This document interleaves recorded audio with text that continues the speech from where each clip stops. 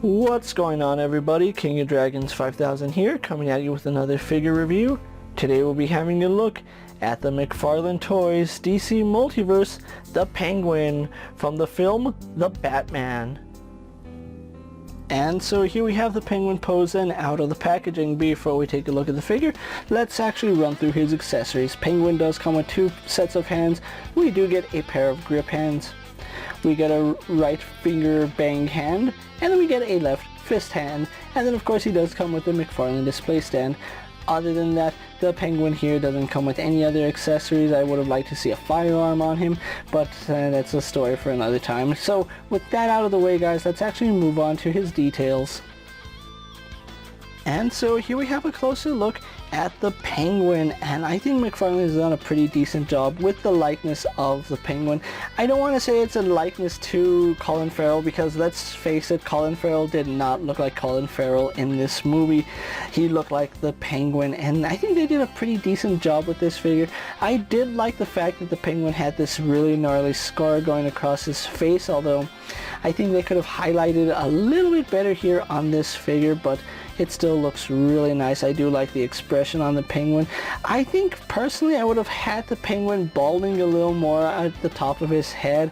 I don't know what it is about a full-headed a full head of hair Penguin that I really can't get behind. I'm okay with it not being long, but yeah, I would like to see a little bit more balding here on Penguin, but it's still a very solid looking figure. Now I know a lot of people are going to complain about the sideways looking eyes. I think it's perfectly fine for the character.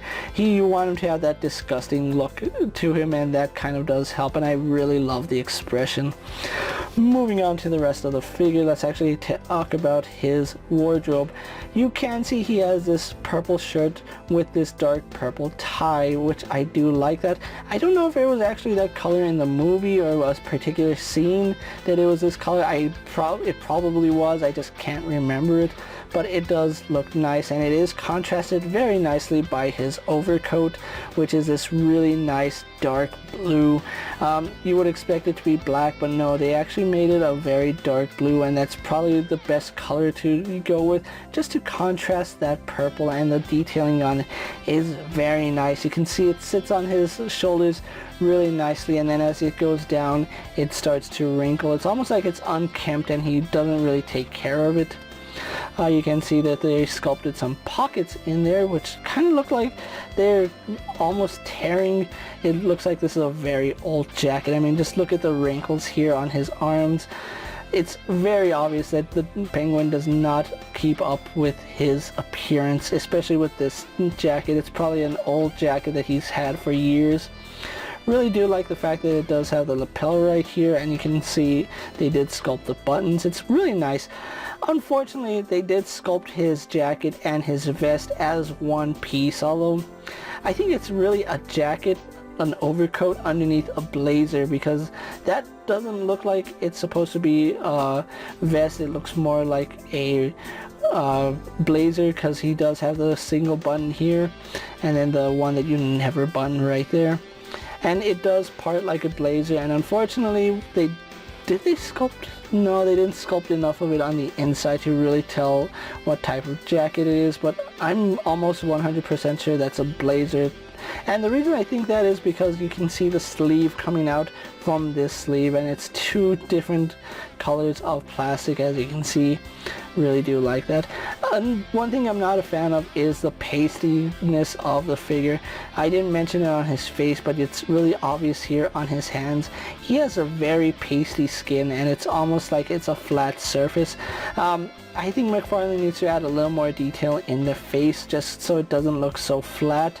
There's a lot of nice wrinkles in the face here, but it gets lost in the flat paint. If they had added a little more shading detail to them, you'd see those wrinkles a little bit better.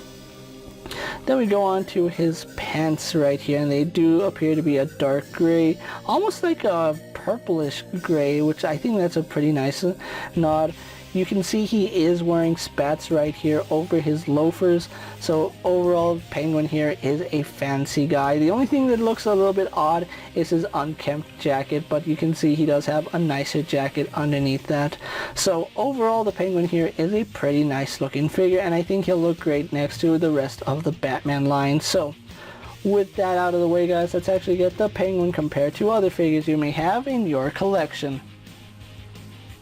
Here we have the Penguin posed next to a Marvel Legends Cyclops and a DC Multiverse Superman. Here we have the Penguin posed next to a WWE Elite Scale figure and a Mezco 1/12 Collective Popeye the Sailor Man. And finally, here we do have the Penguin posed next to a Lightning Collection White Ranger and a Star Wars Black Series Mandalorian. So with the comparisons out of the way, guys, let's actually move on to his articulation. Now, the Penguin does have a double ball joint here in the neck, which unfortunately it is a little bit hindered by his jacket in the upwards mobility. Looking down, his double chin kind of does make it a little hard to look down. So just based on his wardrobe choice, it does hinder a little bit, but he does get some pretty good side to side as well as left and right. Although once again, the double chin does hinder left and right movement. For his shoulders, we do have a ball joint here, which does pivot forward and back, up and down, goes all the way around, no problem, out to the side, very nicely. Then he does have a bicep swivel right here, which is a little bit stiff, and I'm questioning why they gave him a bicep swivel when he does have a single bend here at the elbow, as well as rotation here at the elbow. You don't really need both pieces of articulation, so I don't understand why they cut his bicep right there. They could have actually omitted that and just had it swivel from right here. We do have your ball hinge here at the wrist, which does have in and out movement, as well as up and down movement, and then it does rotate on that pin. Now, I don't know what's going on underneath his jacket here. It kind of feels like there's a ball joint at the mid-torso, but at the same time, it might just be a ball joint at his lower torso. Like I said, I can't figure out what's going in there, and there's not enough clearance to actually see inside. So I'm gonna guess it is some kind of ball joint, but I don't know if it's a ball joint here at his mid-torso as well as his lower torso, or if it's just at his lower torso, because it does move around a little bit, but it doesn't hold its shape just because of his jacket. Now, as far as rotation goes, he does rotate very nicely. Legs do kick forward to about right there. They are a bit hindered by his jacket.